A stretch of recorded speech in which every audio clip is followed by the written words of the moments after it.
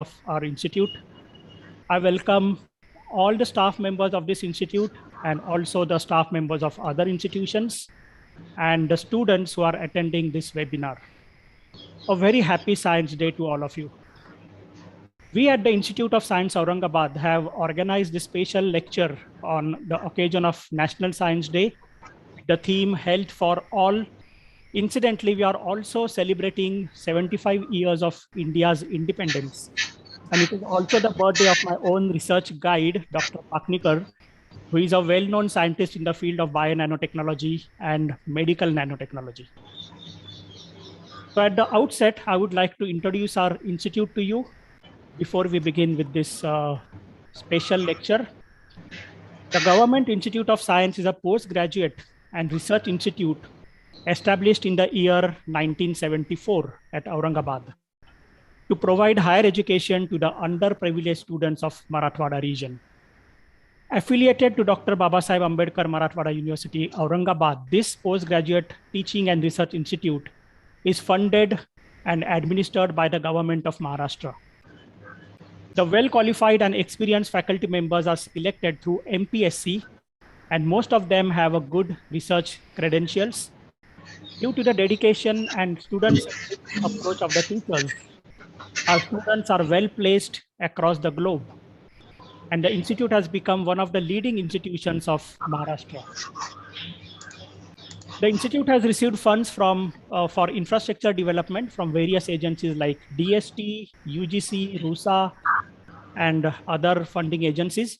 The institute is running MSc and doctoral studies leading to PhD in 5 subjects, namely biophysics, biotechnology, botany, microbiology, and geology. I'm glad that today we have with us a very eminent person working in the field of pharmacology and drug development, Dr. Urmila Aswar Madam, who has over 18 years of academic and research experience. Dr. Urmila Aswar is an associate professor working at Pune College of Pharmacy under Bharati Vidyapit deemed to be University Pune.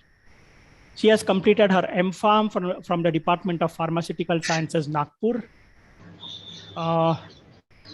and PhD in Pharmaceutical Sciences with specialization in pharmacology from Pune College of Pharmacy.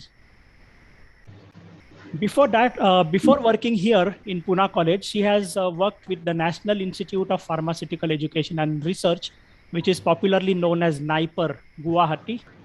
Then she has also worked with the Sinhagad Institute of Pharmacy. And interestingly, she has also worked in the biotechnology industry, namely Indus Biotech Pune. She has guided about 25 MPharm students, and she is already guiding 3 PhD students for their research degree. She has published about 35 research publications in various peer-reviewed international journals.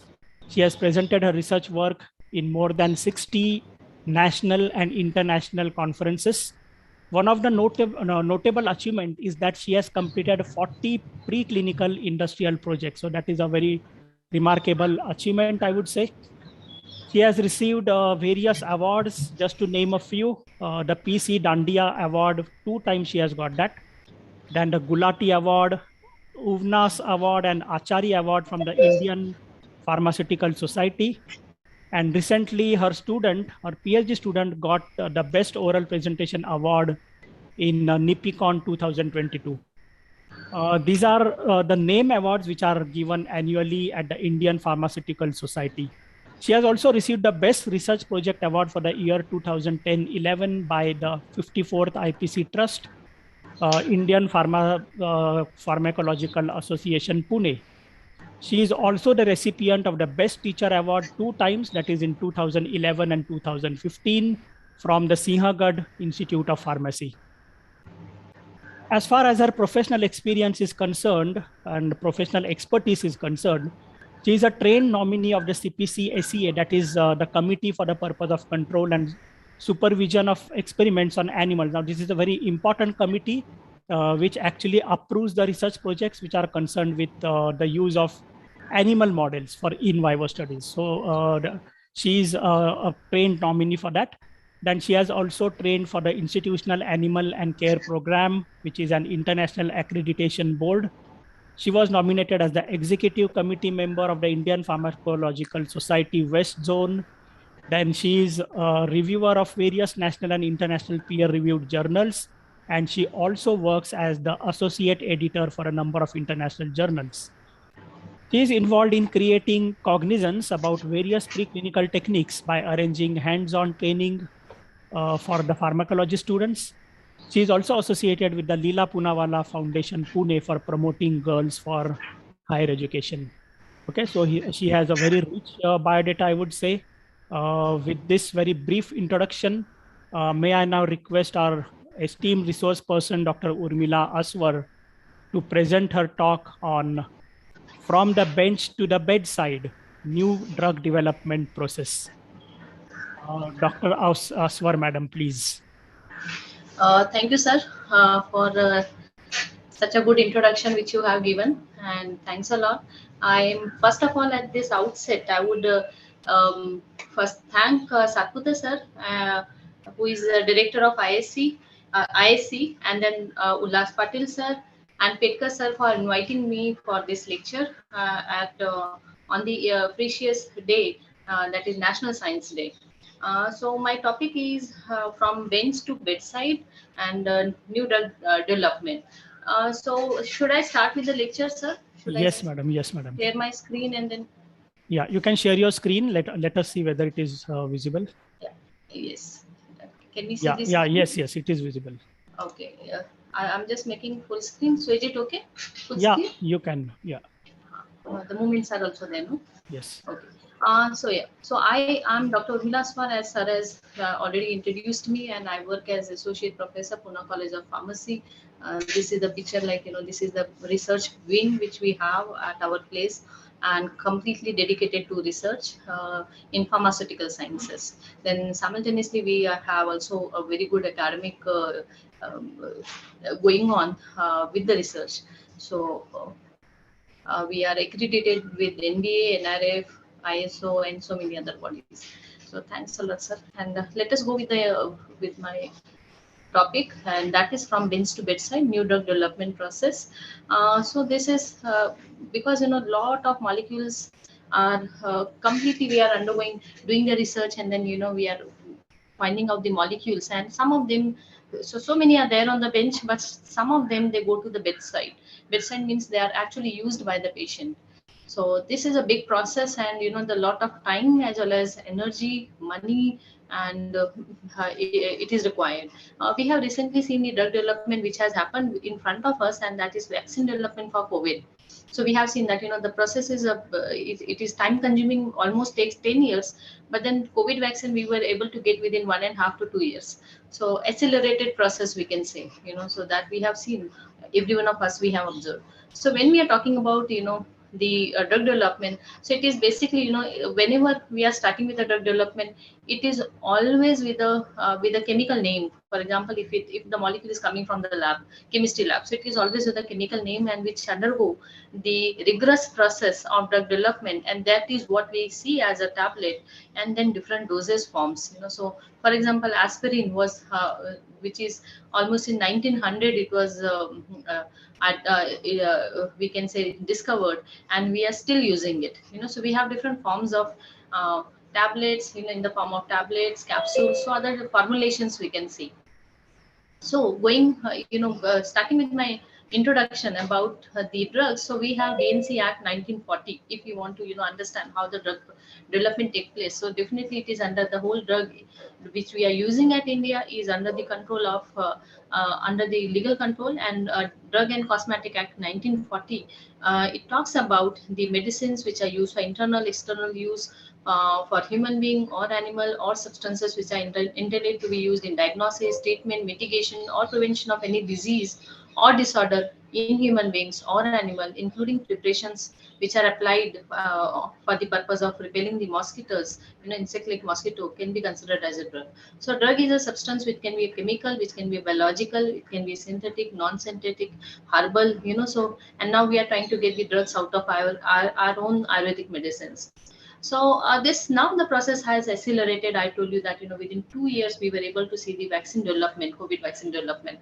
But initially, if we see that that the drug was rare, the drugs were developed early in 19th century, and then the drug was used for almost 30 to 50 years, and then later on we can see in 20th century the drugs, so many drugs started getting developed, and 10 to 20 years the drugs were used. There are few drugs which are still used. Aspirin is one of them, that which was developed very early and still we are using it. So yes, we have strict regulations by government, various government, where the drug is being discovered or it is being developed. So if it is from India, then we are, we have to follow the guidelines which are given by CDSCO and ICMR. And similarly, if you are developing that drug in US, then you have to follow the US FDA. So drug and cosmetic acts, then schedule Y is there, where we have to, which involves the discovery of drug or applying for clinical trials. So so first question arises, why are new drugs needed? Why we require new drugs? So right now we have understood that, if I say why new drugs are required, so right now I think every one of us, we know that, yes, drugs are required because, the new diseases keeps on coming. So this is what we are right now seeing also. So the few examples which I have given is, it is because of the unmet medical needs. The new diseases which are coming up, there are certain, like, the diseases which were not very prominent in earlier generation, but now it is becoming more, for example, COVID, then AIDS, Alzheimer's, obesity, so all these. And also there are certain drugs which are already available in the market, but they are not very effective. Similarly in case of Alzheimer's and cancer. So that's why we require good drugs. There are certain side effects associated with the present drug, for example antipsychotics, and that's why we require good drugs. Then the downstream health cost, for example spinal cord injury, so still we don't have the drug which can cure the disease, and we require new drug. Cost of therapy, sometimes the interleukins, the biologicals are coming in, capturing the market as use, and but the cost is very high. So we require something which is synthetic and which can replace these type of drug, biologicals. Then cost to individual country, cost to individual country. And for example, the countries, they themselves, they suffer from a particular disease. So one of the example I will give you, right now, the depression. So depression is quite common in country, like now if we see the recent most data. So the country like Ukraine is suffering from depression. The patients are highest suffering from depression in Ukraine, in US also. Then so these countries, they show more number of depression in the patient, as well as China and and India. India is also in the line. So so it leads to cost to the country. So because if the people are suffering from diseases, so definitely it affects the family, and it affects the society, and finally the country. Then so other than that, there is the business which is involved, pharmaceutical industry. And we know that the huge number of people are working in pharmaceutical industry, and the industry also want to make money. So yes, so it's a sustained industrial activity, which is for which we require new drug development. And then the one more thing is patent expiry. So the product which comes into the market, it comes with a patent, and where the exclusive marketing can be done by the industry, but then it expires. So after 20 years it expires. So in that case, the newer drug, so we require newer drugs, so that we will have the hold on the market. Or after off patent also will lead to the same molecule can be converted into, little bit changes can be made, and newer drug can be made. So this is the requirement why we want the drug into the market. Then other than that, if we talk about drug discovery, so how we can, how we can think of drug discovery. So either you can so these are some points which I have mentioned here: choosing the disease, choosing a drug target, identifying bias which is available, finding a lead compound, isolation, purification, structure determination, herbal medicine also becoming as a source. So most of the time the sources are the organic synthesis, which is the quite common, where the molecule is coming from the lab. Other than that, modification in the molecules, that is derivatization. Even it can be done in the molecules which are coming up from the natural origin, and then we are making the derivatives. And or otherwise, we are directly isolating it from the plant. Or now what is right now, as I told you, that monoclonal antibodies or biologicals. So genetic engineering is playing a huge role as a source for drug discovery. Now, choosing the disease. So first point which I mentioned, that choosing a disease. So so it depends, like there are many factors which affect in this case. Right now, COVID-19, because every one of us are suffering, every country is suffering from COVID-19. So yes, it is on the high priority area, and every one of us, every country is developing the drug for COVID-19. But other than that, there are certain other factors. For example, some diseases are very common in India, so we have to develop the drug for them. And some diseases which are which are very prevalent in developed countries, so they keep on developing the drug for those diseases. So, for example, Alzheimer's, obesity, these are quite common in Western country, and then they have huge research going on in these area along with cancer. So second is economic factor. We have to consider huge investment has to be made towards the research R&D in the new drug, because it's a big process. We will see in future slides that it takes a lot of time to develop a new drug. So already I told you that there are different ailments: migraine, ulcer, obesity, cancer, diabetes, cardiovascular disease. So these are the one most commonly seen in right now in the population, and we are seeing that drugs are being developed for them. So let's just Madam, can I just interrupt you for a while? yes, yes, sir. Your slides are not advancing. Oh, they're not advancing that much. Yeah. Mm. So just a minute. Oh, hold on. Yeah. Yeah.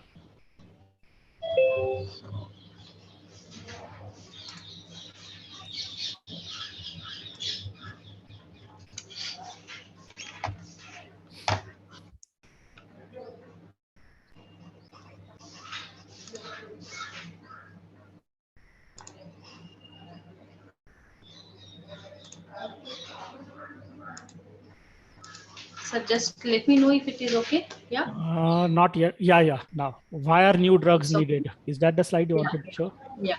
So Okay. this is what I just spoke about, why are new drugs needed, and so these are the points which I mentioned, and drug discovery, the sources which we have, and so we are talking about right now the that what are the factors which decides the drug discovery. So as I told you that it depends upon the disease which is very prevalent in the country, and COVID-19 is very much everywhere. So every industry is working after COVID-19, most of them. So choosing the drug target, so suitable drug target, for example, if we know the target, understanding the macromolecules, or understanding at the molecular level about the disease, and then finding out the agonist or antagonist which can be designed for that particular receptor. Whether so this can be inhibited, or it can be stimulated also. So depending upon the type of disease, finding out the molecular targets and then developing the drug, which is right now happening to a great extent in the form of molecular docking. So because of the advancements in drug discovery, we are able to identify it, and we are able to develop new drugs using these type of techniques. For example, I'll just give here example is that initial period. Depression was considered as it is happening because of the decline in the level of monoamines in the brain. So monoamines like noradrenaline, dopamine, and serotonin. So desipramine was the a tricyclic antidepressant which was developed during that time. But later the understanding happened that it is the serotonin which is mainly affected, and it is mainly responsible for depression. And that is why we can see that fluoxetine has come as a drug which is SSRI, selective serotonin reuptake inhibitor. So it increases the level of serotonin at the synapse, and it is a best selling. It is one of the best selling antidepressant with different brand. That means understanding also improves the our drug discovery with the time.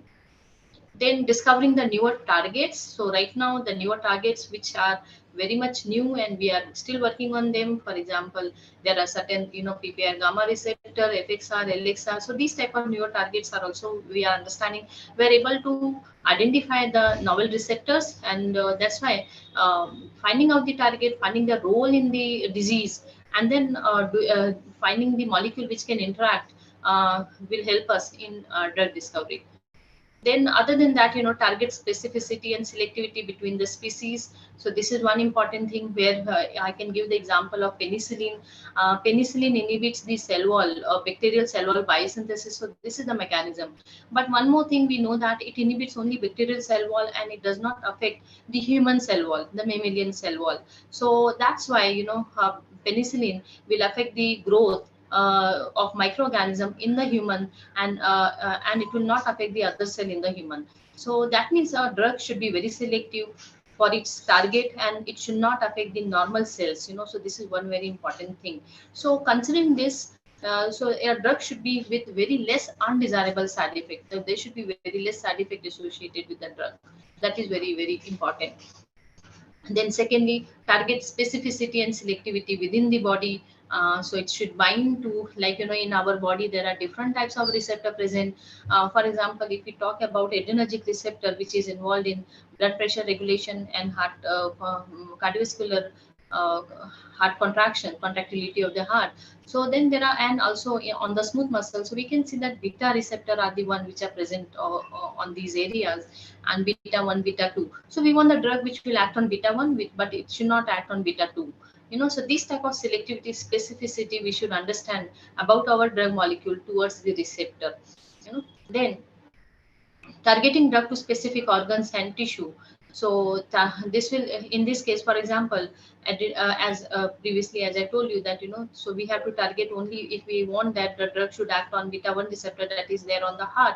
So that the drug should go into heart, and if we don't want its effect to be in the brain, so it should not cross the blood brain barrier. So these type of, all these points we have to be considered when we are doing drug discovery. So it should be there.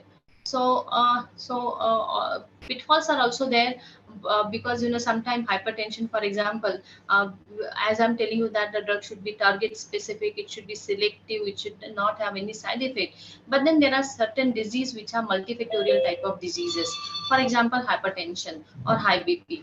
So high BP does not happen because of one reason, but there are many reasons why there is high BP, and there are different reasons, such as it is activation of beta 1 receptor, calcium ion channels, so ACE, the angiotensin converting enzyme.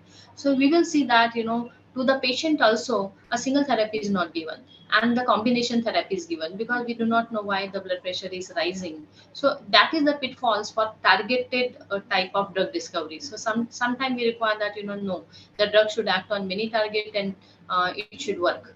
So that type of also we have to consider these points also. So hopefully students are understanding this. The next challenge is, identifying a bioassay for drug discovery. So if we want to develop a drug, then it should be reliable method by which we are going to study them. So the test should be very simple, quick, relevant, and because there are huge number of compound which we have to analyze, so the bioassay or the test system, whatever we are using, should be very much convenient and should be reliable, and we should trust the results whichever is coming. So because, human testing is not possible at an early stage of the drug discovery. It is not possible. The drug cannot be tested directly into the human. So most of the time it is in the in vitro first. That means on the cell lines, on the ex vivo systems, followed by, they will be studied in the animals, and followed by then they will be done into the human. So first is in vitro testing, followed by in vivo testings, and followed by animal testings. So identifying a biopsy is very, very important, how the drugs will be tested. So in vitro becomes very, very simple, because, here we can see if the drug is enzyme inhibitor, just incubate with the enzyme and find out whether the reaction is possible. So enzyme inhibitions or receptor agonist antagonist, so we can have the cell lines which are very particular to that receptor. We can incubate with our drug, which can be radioligand, and we can find out whether the agonism or antagonism is there. So these type of things are there. Antibacterial cells, for example, antibacterial drugs. So simple, the zone of inhibition can be used. So more the simpler test, more is, we can screen more number of drugs.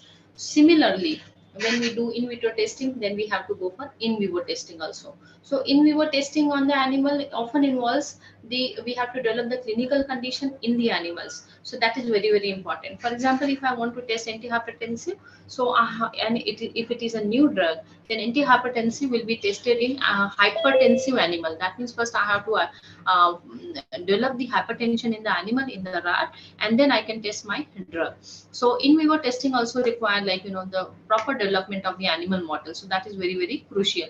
Similarly, there are many other examples, we will not go into that. But other than this, we also have genetic type of animal models. For example, there are certain genes which can be knocked out so that the animal become a proper model for that particular disease. So these type of transgenic animals are nowadays available, and we can use them for studying our drugs. For example, we have spontaneously hypertensive rats, SHR, which is more clinically relevant model as compared to normal animal models. Spontaneously hypertensive rat. Then we have DBDB type of mouse. So likewise, we have these type of different transgenic animals, and which can be obtained and can be studied. But there are still the disadvantage in vivo testing. So this is one example I'll just mention here, that thalidomide disaster, which happened somewhere in between 1950 to 1960. So this thalidomide was given as a morning sickness drug to the pregnant ladies.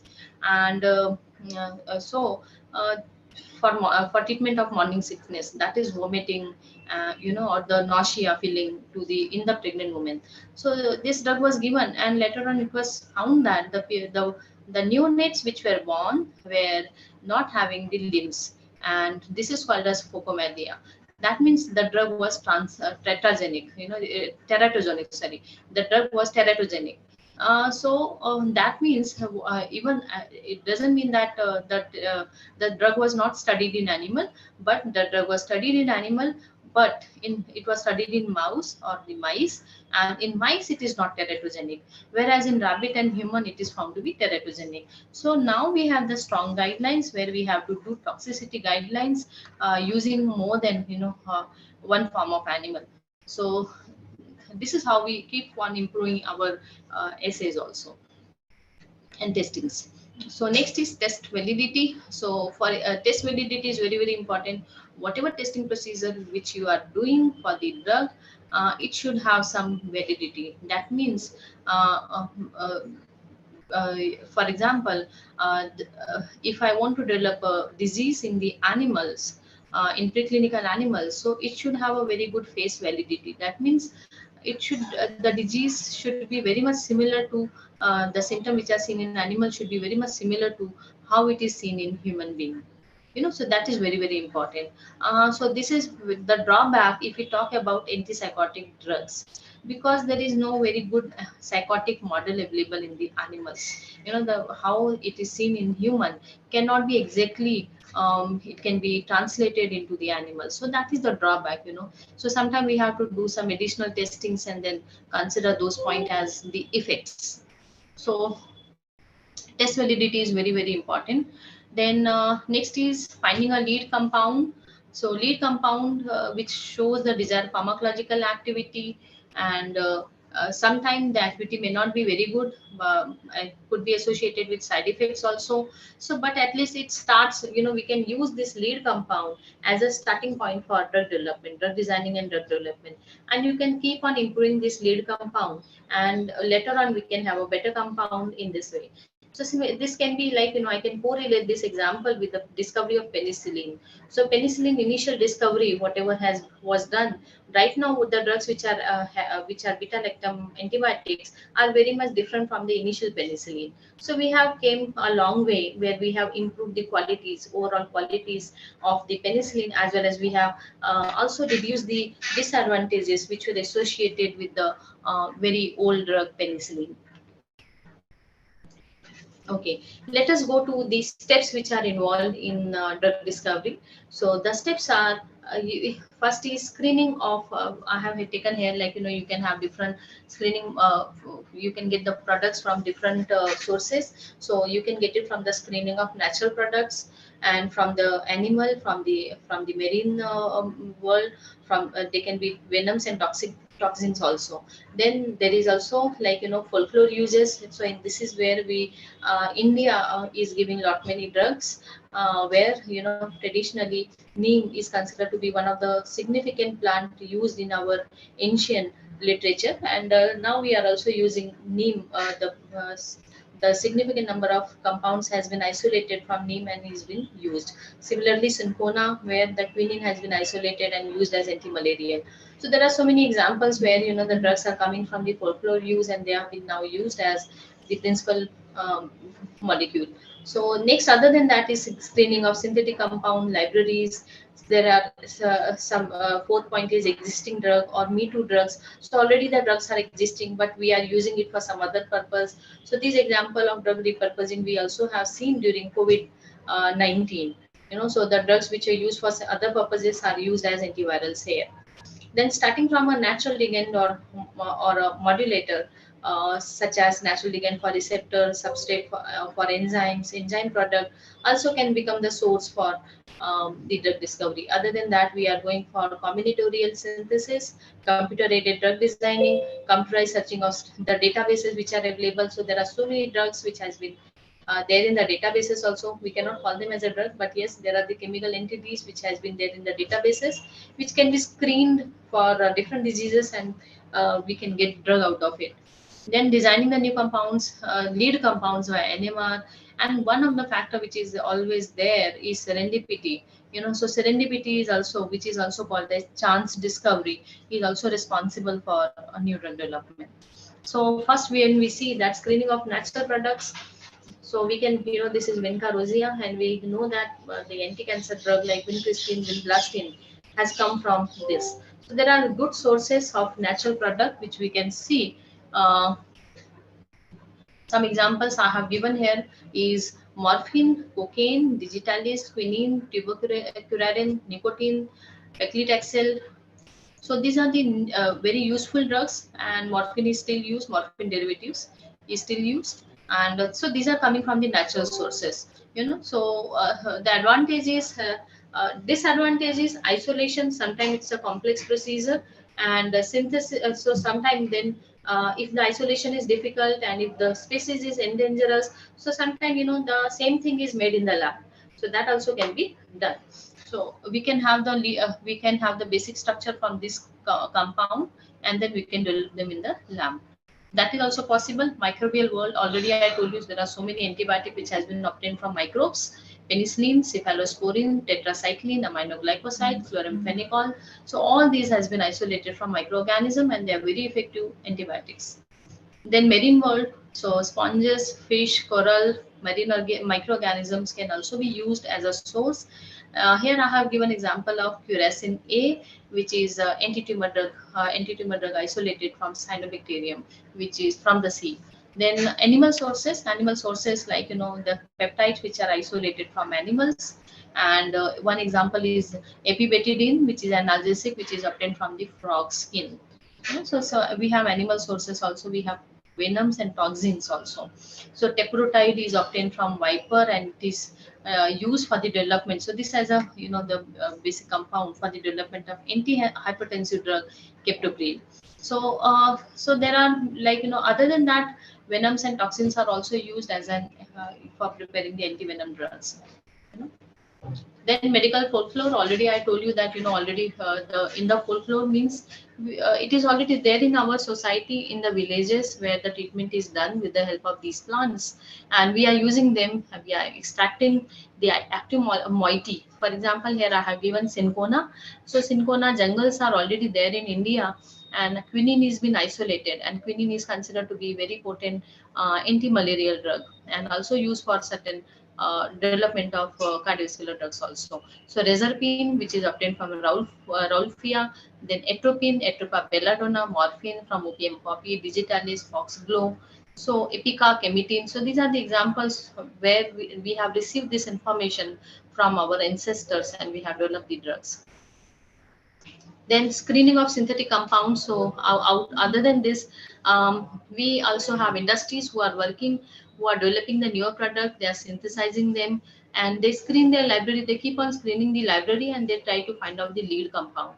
So mostly our drug development is based upon screening of synthetic compound. Considering that, I'll be talking about drug development phases.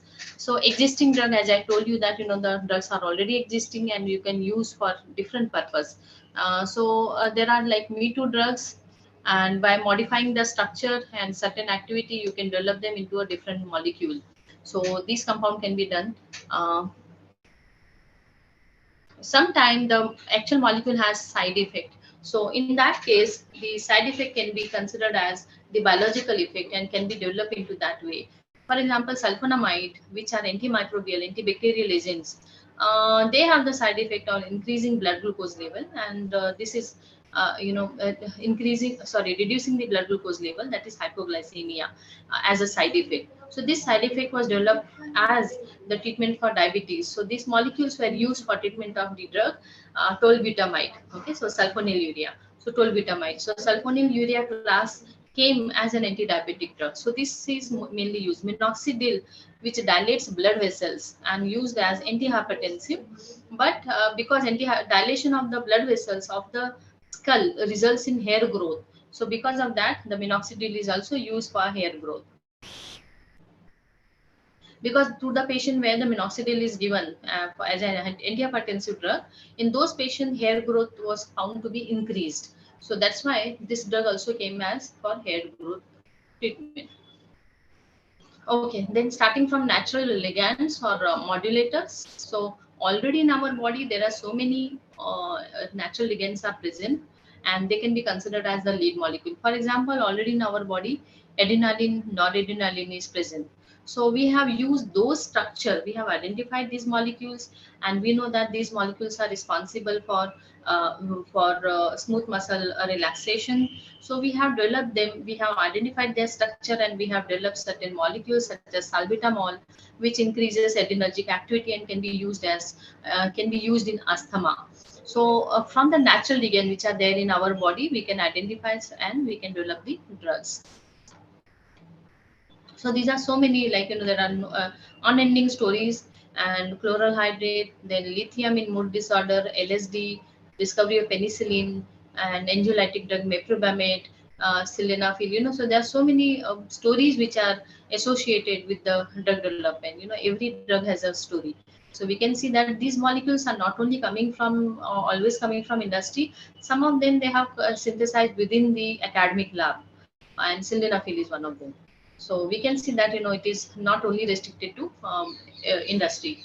Okay, then last is like isolation and purification. So that is also very very important, because only we cannot just take the drug from the plant and use it. So that is a very crude approach of calling it as a drug.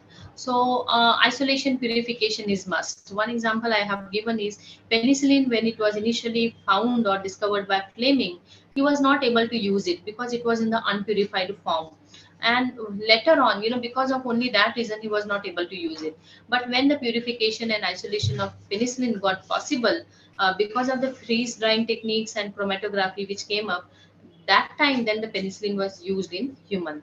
So yes, the isolation purification is important. Structural determination is important. Techniques like X-ray crystallography, NMR spectroscopy, mass, and IR are very much important in structural determination of the lead molecule. Let us understand. So these are the all sources which I have spoken about right now, from where we can get the drugs. So it is coming from nature, it is coming from lab as a synthetic molecule. So let us understand, if we have identified a molecule, how is the drug development and approval process is. So, if you have the molecule which has shown good activity in vitro studies, that means in the cell lines and all, so you can go for preclinical study. So, in preclinical study, we have toxicity studies, then we also have the efficacy studies, which we have to keep on doing it. So, long-term animal toxicity is very much important. Then, simultaneously, one can go for product development, manufacturing, packaging, label designing. So, these are the simultaneously activity which can be done. Okay, so but after this preclinical study, one can uh, go for clinical trial after applying this molecule as IND. That is after filing investigational new drug application. Okay, so after this only these molecules can be studied in clinical trials with the help of phase 0, phase 1, phase 2, and phase 3 um, clinical trials of different phases. So this is the overall chart. You can see that, how the drug development take place. So we can see that almost 6.5 years are required for initial synthesis and characterization, isolation of the molecule from the nature or from the lab, and then simultaneously you have to keep on doing the animal testings and short-term animal. So this is, the animal testing is required. So this almost takes 6.5 years, and then 7 years you can see that is required for clinical development, where you are doing phase 1 study, phase 2, phase 3. So almost 7 years, and 1.5 year is required for you can say that, you are applying in between IND, you are applying in between NDA. So there is a lot of legal things also which we are doing. So so almost 14 to 15 years are required for the drug discovery. So this is approximately 15 years from initial synthesis to the approval of NDA, new drug application. So that after that the drug molecule can come into the market. But then even after coming into the market, we have to keep on doing the surveys, and we have to keep on watching the adverse reaction which can be seen with these drugs. So this is very, very important. So with this chart, I can tell students who are right now attending the lecture that, you can have a big role in drug development if you see that, the chemical synthesis of the molecules, characterization of the molecule is very much needed. So we require the scientists who will be working in this area. Then clinical development, in preclinical and clinical development also. So here also a lot of scientists from, health sciences background are required to work in this area, because the clinical trials are huge, they are multicentric, they are happening at various places, and it is not a sole responsibility of the PI, that is physician, to carry out this trial. It is very difficult. So you require to have the people who will be working in clinical trial for research and development. We require the people who will be involved with adverse reaction monitoring, that is called as pharmacovigilance. So pharmacovigilance is also coming up as a very good field, where the students, they can get good opportunity to work with drugs. So let us go next slide. So let us understand what are different phases of clinical trials. So these are phase 0, which is human microdosing studies. Phase 1, where we are using first in human and we are using healthy volunteers. Phase 2, where the patients are used first time. Phase 3, where we are using patients and they are the multicentric trials. Phase 4 is after marketing. Let me again tell you that phase 0, which is human microdosing studies. Phase 1, first in human trials, where healthy volunteers are used. Phase 2, patients. Phase 3, multicentric trials. Phase 4, that is after marketing. So when the drug is in the market, that is mostly involved with the adverse drug effects. Now let us understand. Now let us go with, how the drug molecule which has been synthesized or isolated can be studied.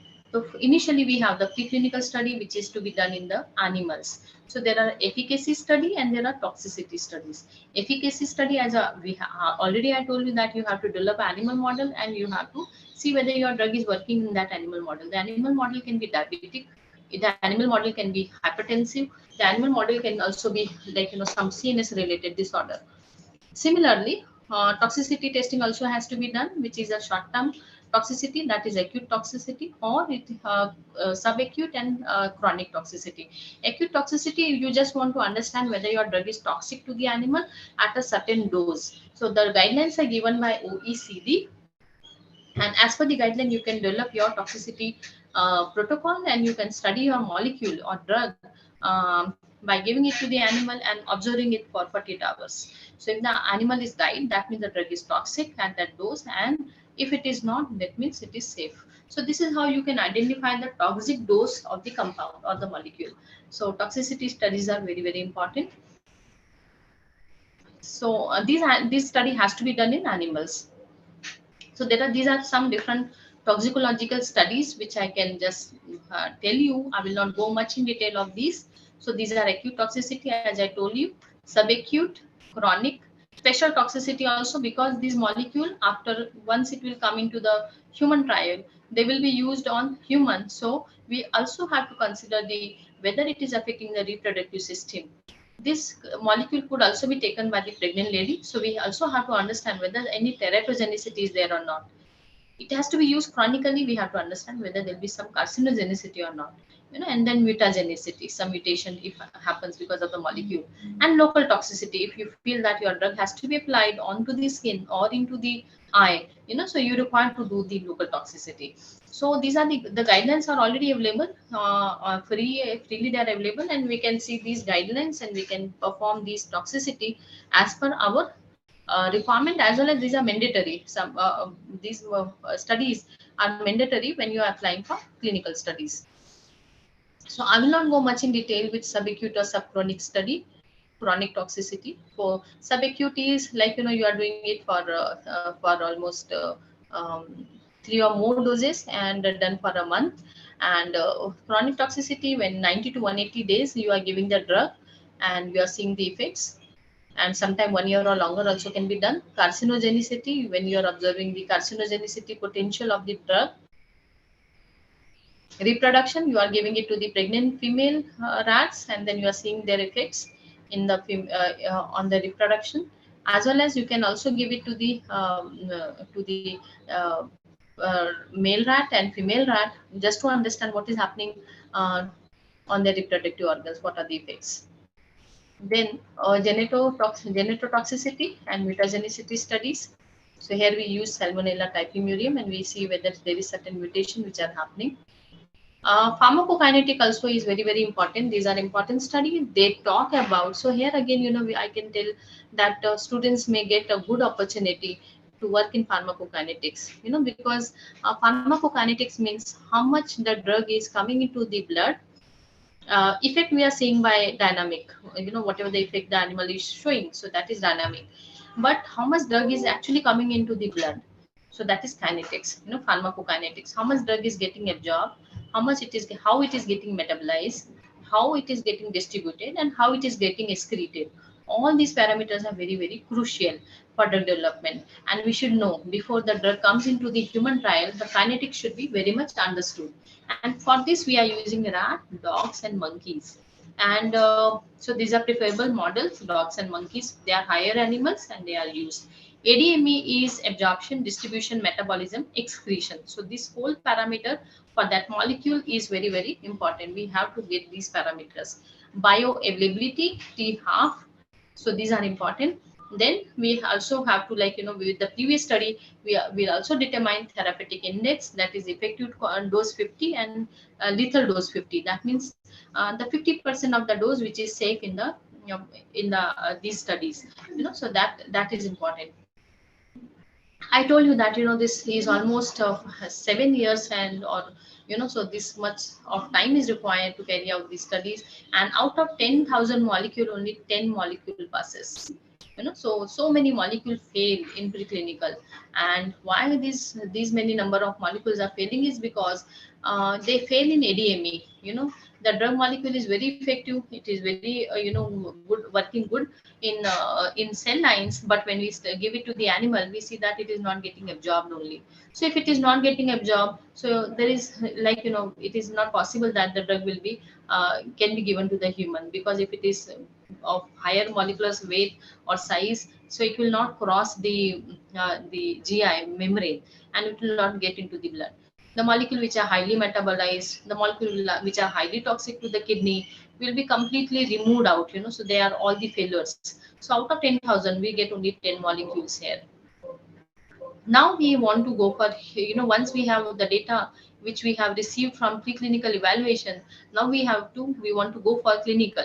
So while going to clinical, early formulation studies are important. Early formulation studies means the molecule cannot be given in the form of powder, how it was given to the animals. Now it has to be converted into some formulation, and then only it can be given to the patients who will be the part of the clinical trials. So that is very, very important, and this is the responsibility of pharmaceutics department of pharmaceutical sciences, and they are responsible for making it in the form of tablets or capsules or syrups. Depends. So if the trial has to be done in the kids, so preferable will be syrup.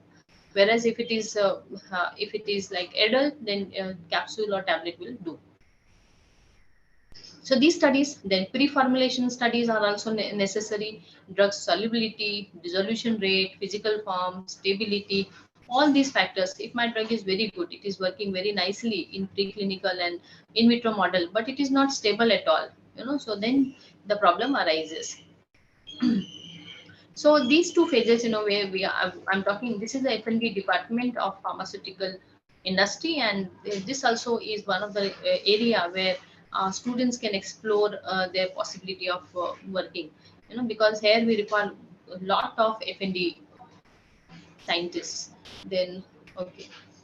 So once we have, come up with the initial product formulation, and also we have gone for, like, applied for INDA, and then we can go for first time, we can go for the clinical trial.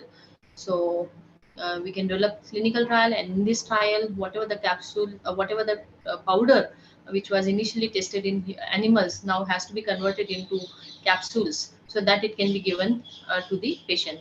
But here again, we are doing one thing, one precaution we have to take, that we are right now giving only the active moiety. We are not giving excipients, because this is not the time where we will convert it, use it with excipient, because right now we want to understand whatever the effect we are getting is of the drug and not of the excipients. So that's why this is very, very crucial.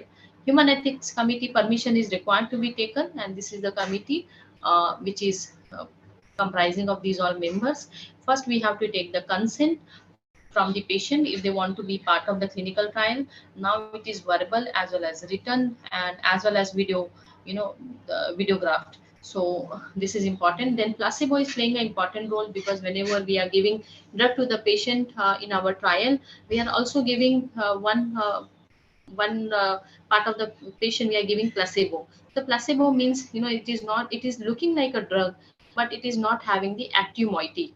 So the, if I'm giving the drug in the red color capsule, so placebo will also look like a red color capsule, but it will have some starch powder or some calcium powder. It will not have the active moiety. So placebo is to remove the bias in the patient's mind, that sometimes patient feel that after taking the drug he feels good. So that type of bias is normally present, and that to remove that type of bias, we have to give placebo. So first trial is in human, is microdosing studies, human microdosing studies. So here we just want to understand the pharmacokinetic of the molecule. So how the molecule is behaving, how much is getting absorbed, how much is its half life, so that. And first time we are giving it to human, so the dose used is subtherapeutic. So we are not giving giving a therapeutic dose also, because we do not know anything. For the first time we are giving it to human, we do not know anything about its side effects which might be present in the molecule, which has not been noticed in the preclinical. So that is why we are not doing any type of we are not giving a therapeutic dose, but we are giving a subtherapeutic dose. Volunteers are healthy volunteers. So here our subjects are healthy volunteers, so we are giving it to them. So 10 is the minimum number which we require. Then is first in human trial, that is phase 1 trial. So once we have received the kinetics, safety of the drug, then we can go for phase 1 trial. So phase 1 trial is, the objective is to check whether animal and human show any differences. Pharmacokinetic variability is there between the individual, whether what is the tolerated dose range. So in this is the first time we are giving at the therapeutic dose, and we are understanding the some dose related concept of the molecule here. And also the side effects, so indication of the side effect can be seen here, because we are giving at the therapeutic level, and at that level if the side effects are associated, that also we have to observe. So let us understand these points, small points. Phase 1, so here we are using healthy volunteers. We also have clinical researcher team which is working together. Then there is an informed consent which has to be taken from the patient, not from the patient, sorry, healthy volunteer. Then the medical backup should be provided, because it is for the first time we are using in these people, and that's why the medical backup should be there. Continuous monitoring is required. There is single and repeat doses. You can increase the dose level. So we are trying to understand what is, how much the dose can be tolerated. So these type of points can be understood by phase 1 trial. And this is also, we can consider this as a safety trial. So this trial is done in fewer than 100 healthy people, and we identify the drug is safe, and if any side effect is there, that also we can identify. We understand the pharmacokinetic. Hopefully now you are understanding what is kinetic. Kinetic is how the drug is behaving in the body. ADME, absorption, distribution, metabolism, excretion.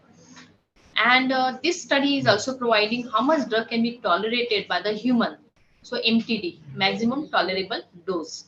Okay. So phase 1 trials are sometimes conducted in severely ill patients or in less ill patient when pharmacokinetic issues are addressed. So sometimes it may be required that we may take patient directly rather than taking healthy volunteers. Now next is phase 2 trials. Phase 2 trials where several hundred patients are taken. Now we are increasing the number here. So more number of patients are taken. Now this is patients. Previously it was volunteers, healthy volunteers. Now this is in the patients, because we have identified what is the maximum dose which can be tolerated by human, and that's why we will use the dose here which will be always lesser than that dose. So patients can be taken, and we have also identified the side effects which are associated with, just a minute. Lecture sir.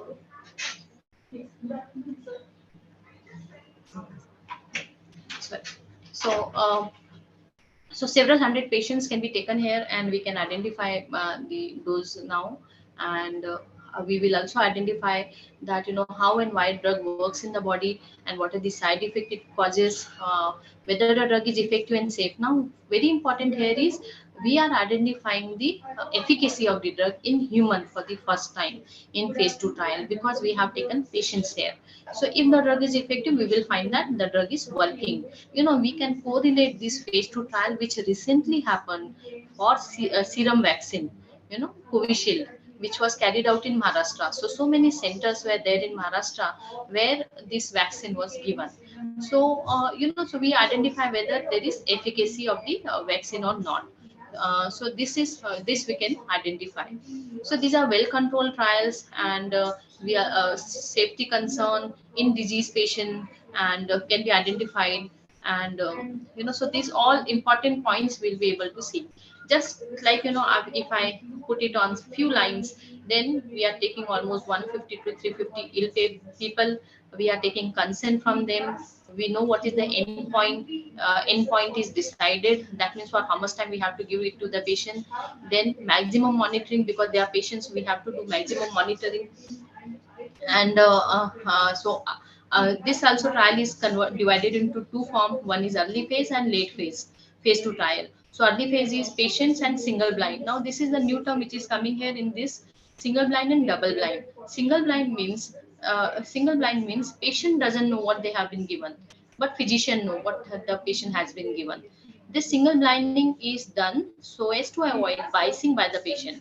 If patient know that for fever I'm given paracetamol, so even if the fever does not go down, even he will say no, I'm feeling good. So this type of biasing can happen, and that's why the trials are always blinded. So either they are single blinded or double blinded. Single is when only physician who is prescribing the medicine is knowing the treatment, but patients are not knowing. And in late phase of phase 2 trial, this is completely double blind. Even the patient is not knowing what he is taking, and physician is also not knowing what he is taking. So this type of blinding can be done in the trials. Out of these trial, we have understood, the use of drug in the type of the patient, in what severity of the disease we can give this drug, what is the dose we can give into to the drug, what is the pharmacokinetic of the molecule in these ill patients, how the drug is behaving, this we get. Then nature of the side effects in the patients we can get, and effects in some special groups can be obtained. So after so this gives a lot of data, and we are very much confirmed that our drug is efficacious, our drug is safe. So in that case we can go for phase 3 trial. So in phase 3 trial, phase 3 trial, we can see that here we are taking large group of patients, almost 2000 to 3000 number of patients are taken, and it is at different places this trial is run. So it is called as multi-centric trial. And again we can compare the drugs with the existing drug, because if the new drug is coming, so it is not always a new drug. There is always a existing drug in the market. So whether the new drug is better than the existing drug, or it is not that much good, so these all type of trials can be done in phase 3. Then, yeah, a lot of statistics is generated. Adverse reaction we try to understand, because it is happening, for example, in India. So it is happening at South India, it is happening at North India, it is happening at Maharashtra, that is middle of India. So we are generating a lot of data in different type of population. So the populations who are from North India, the population, and simultaneously that this trial is run across the globe. Then we get the data from China, we get data from US. So a lot of data has been generated for these type of trials. So phase 3 trials, again, it is divided into phase 3 and phase 3b type of trial. And some, you can initiate the regulatory procedure during this trial if you are finding that the drug is very much safe and very much efficacious, so in large number of patients. So you can keep on starting for, you can start making the document, that is NDA or the dossier. Okay, so this is for the regulatory permission, because you have seen that phase 1 trial has given you a very good results, phase 2 given very good results, phase 3 in a huge number of population is showing to be very much safe and efficacious. Then you can apply for new drug application. Simultaneously, phase 3b will keep on going even after regulatory submission, because regulatory submission also take 1 to 2 years. So simultaneously, phase 3b part can keep on happening. And then, so if I again, summarize these phase 3 trial. So as I told you, that more number of patients, in thousands of patients, it is multicentric, happening at different places, randomized. Randomized means the population, the patients are taken randomly. That means in some there are female, there are male also, different age group. So completely randomized type of trial. It is double blind. Double blind, physicians are not knowing what the patient has been given. Patients are not knowing what they have taken. So this type of blinding, no one at the if it is happening at the hospital, so no one knows that what has been mentioned. Okay, so more certain data for the objective of phase 2 studies we get out of these. So finally, whatever we were thinking that the drug will be acting by this manner, or it will be, so that everything the picture get clear in this trial. Also drug interactions, because we are carrying this activity at different huge number of population at different places. So it is possible that the person to whom we are giving this our antihypertensive treatment might be taking anti-diabetic medicine also. So if there is a drug interaction, we come to know from this type of trial. Subgroups start to be established, so we understand that this the subgroup means the females are more getting benefited, or males are more getting benefited, or there is no difference between these groups. So these type of answers we can get from this exhaustive trial. Special features and problems. Special features and problems also show up. So any patient who suffered from a heart attack during COVID vaccine, also this type of problem had come, because when it is given to the huge population, one of them may suffer from heart attack or some other problem, and then it is it is the problem is told to the regulatory agencies, and they see to it that it is not because of the drug, but it may be due to some sudden other problem. Okay, so this is how the phase 3 trial is done. Once these trials are over, then only we I told you that new drug application can be done, and complete monograph inserts can be made. That means they can develop the product, they can write what the product is, the complete monograph can be written, the inserts can be given into the product, and which will include every profile and complete profile of the drug, that how it has to be taken, how the drug has to be taken, when the drug has to be taken, or the other things like adverse effects. And if adverse effects are seen, then they have to report it to the physician. So all these instructions are given in the insert. So once the new drug application is been submitted, so it is under FDA review, and if they find it very much trustable, and they feel that the molecule is very much efficacious, then they can go for plant inspection, and they can give the approval to the drug. So once the drug is been approved, then it has to be marketed. So for marketing, like there is licensing phase, and it can be post licensing phase, and phase 4 can you can see that you can keep on it in the fixed duration is not there, as we have seen in phase 1, phase 2, phase 3. So here the drug molecule, the drug is always there in the market. It is used by the patient, and initially only the manufacturer, he has to submit the adverse effect every 6 months if someone reports it. So he has to talk about his molecule for 6 months, for 2 years, and then for next annually for next 2 years. So he has to just keep on telling about if the molecule is working good in the population. So if any side effects are there, then it will be reported, and it is possible that the drug may go out of the market also.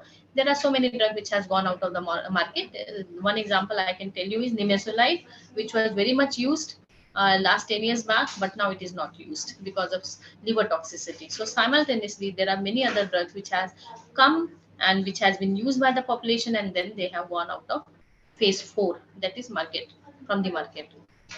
So phase 4 talks about the post-approval trials. It is post-approval trial. It is used by the population. So many people are using it. Different age groups are using it. Different types of patients are using it. So every aspect of the drug, efficacy or adverse effects, whatever is related, comes out during phase 4 studies. So they can be quantified, and then we have to keep on improving and telling. So this is the whole process which right now I have told you, starting with the lab, which you can see here, starting with the lab in the preclinical model, that is rat or mouse, then in the first time in the human being, followed by the patient, and then getting into the market, and followed by into the how it comes into the market, after FDA approval. So this is how is the journey of drug. As I told you that there are many drugs which has been withdrawn from the market after phase 4, and these are some of the examples which you can see. For example, sibutramine. Sibutramine was used as anorexia. That means it is used for weight loss treatment. And in 2010, it was withdrawn because of cardiovascular risk.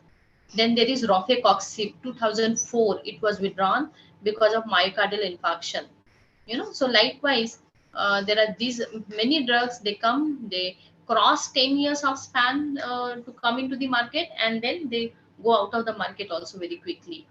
Rosiglitazone, again, because of the heart attack, it is not no more use. It is oral hypoglycemic. Recently approved drug, if I tell you that what are recently approved drug. So example, we have seen so many in front of us for COVID, and they are Covaxin, and there is Covishield, and also we have heard about Moderna vaccine, Pfizer vaccine. So Spikevax is Moderna vaccine which has been given recently the approval, and it comes under biological. And other than that, there are so many biological only which are getting approvals. And for example, erinumab, which is Mgen, and for migraine treatment, for hypercholesteremia, Liquio injection, which is again siRNA, which is developed by Novartis and Sun Pharmaceutical. Also, this is a monoclonal antibody for psoriasis. So there are so many drugs which keeps on getting the approvals, and they also go on getting out of the market also.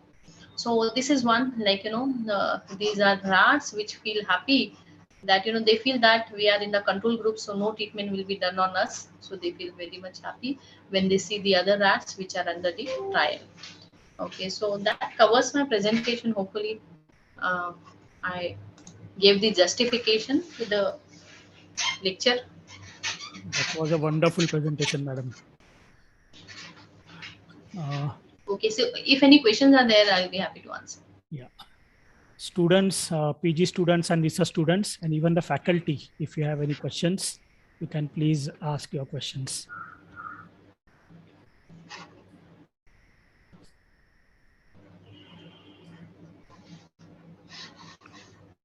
MSc microbiology students.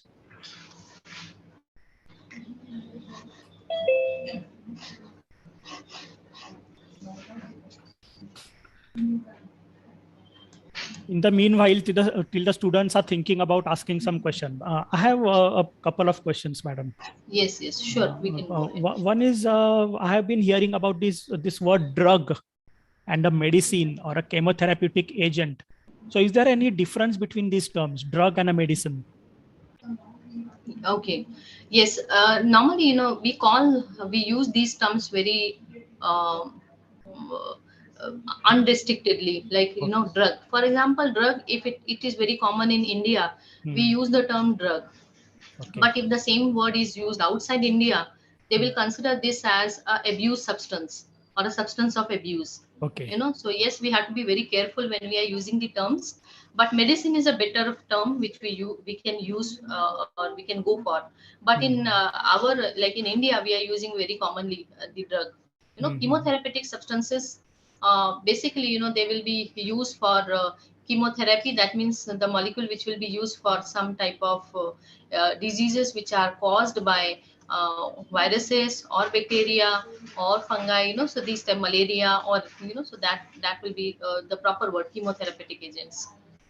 So is it for microbial infection or some Mostly. infection? Okay. Yeah.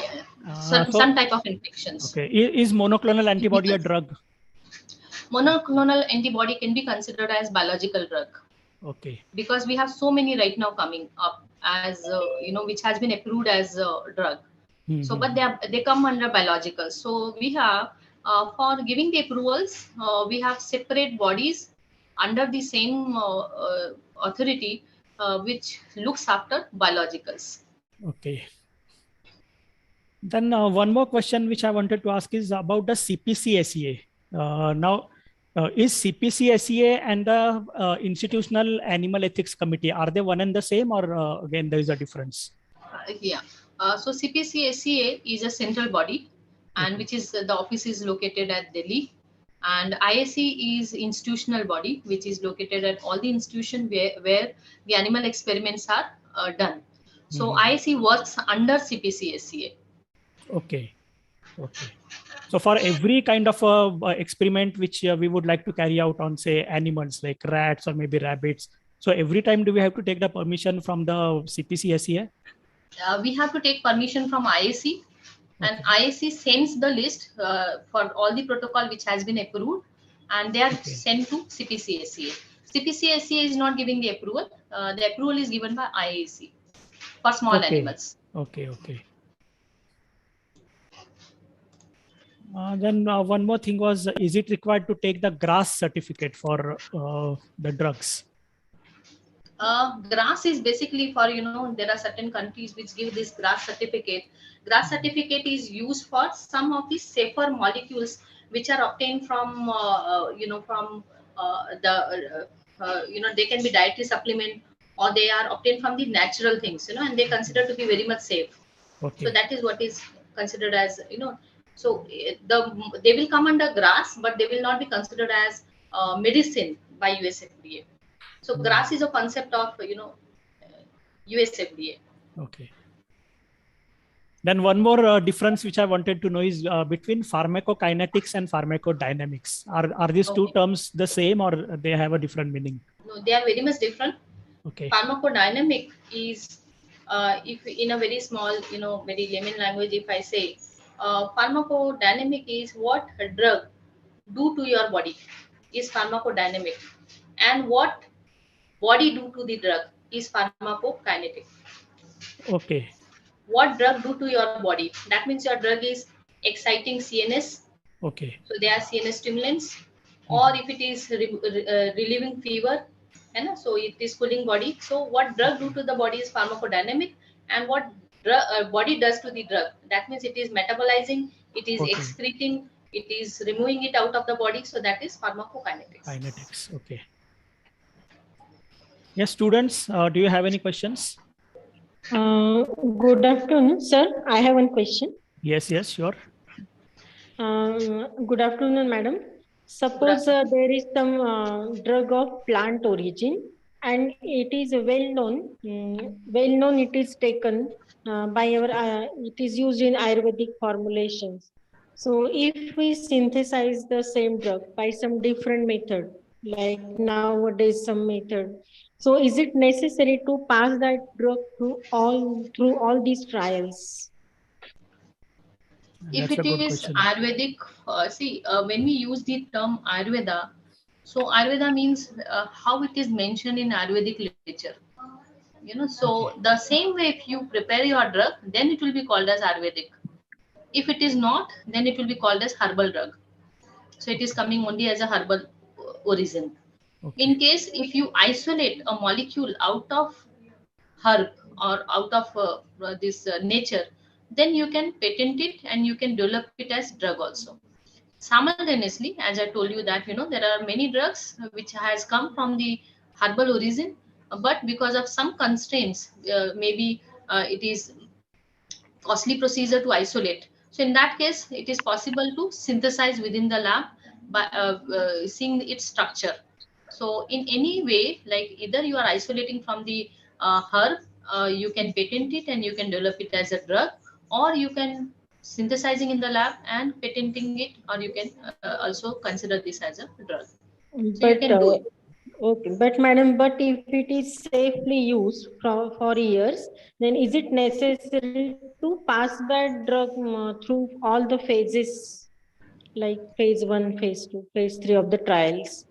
Okay, so if the molecule is studied in the past, lot of literature is available for that molecule as such, then there is, I mean, the phase, the trials are not required. But if you want to make it as a prescription drug, you want that the physician should prescribe my molecule, then you have to go, then it will be considered as, the drug, and then you have to go through all the whole process of drug discovery.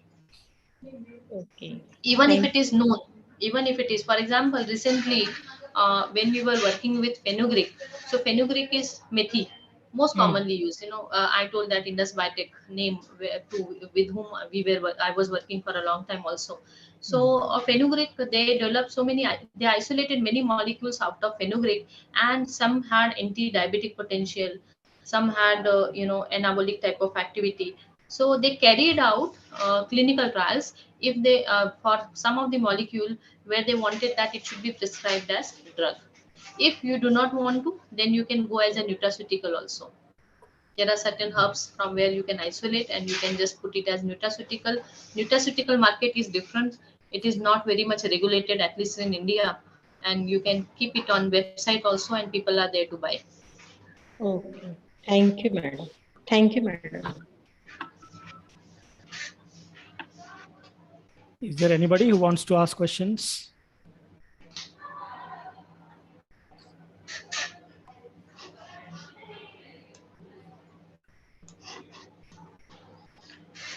Okay, madam. That was a really very informative lecture. Okay, very in-depth lecture. And indeed, it was supported with very beautiful slides and a good presentation. And some of the things were especially very interesting. For example, using the side effect of a drug for the benefit of the patients. That I think I found very interesting. Okay, so before we end this webinar meeting, I would like to express my deep sense of gratitude to Dr. Urmila Aswar, madam, for very spontaneously accepting our invitation to deliver this expert lecture. One important thing about this webinar is that it has actually come from a recent association of our institute with Pune College of Pharmacy. This association is in the form of an academic and research MOU between the two institutions. Okay, so I thank madam for this association, which I think will benefit the students for their research in the years to come. Our director, Professor Satpute sir, motivated us to organize this event for the students. So I thank him personally and on behalf of the institute for his encouragement and support. I also thank Professor Ullas Patil, the head of our department, microbiology department, and who is also the coordinator of IQAC, because he is very instrumental in developing a lot of creative ideas that keep the students engaged in different kinds of curricular and extracurricular activities. Due to his active support, we could organize this particular event. I thank all the faculty members of this institute for their help in every possible way to arrange this such kinds of student-centric activities and programs. My special thanks are also to Dr. Charan Kaite sir from the Forensic Institute, Government Institute of Forensic Science, Aurangabad, for his wholehearted technical help in arranging this webinar on the virtual platform and also for the live YouTube streaming. Last but not the least, I thank all of you, dear participants, for actively participating in this webinar and also motivating us to arrange such academic programs. So thank you all once again.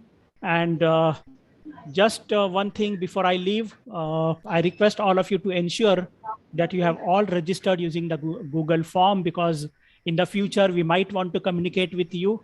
Okay, so please register. And you can, we may even, maybe in the future, we can distribute the attendance certificate. So although this is not being planned right now, but we may consider providing you the certificates. So thank you very much, all of you. Thank you, sir.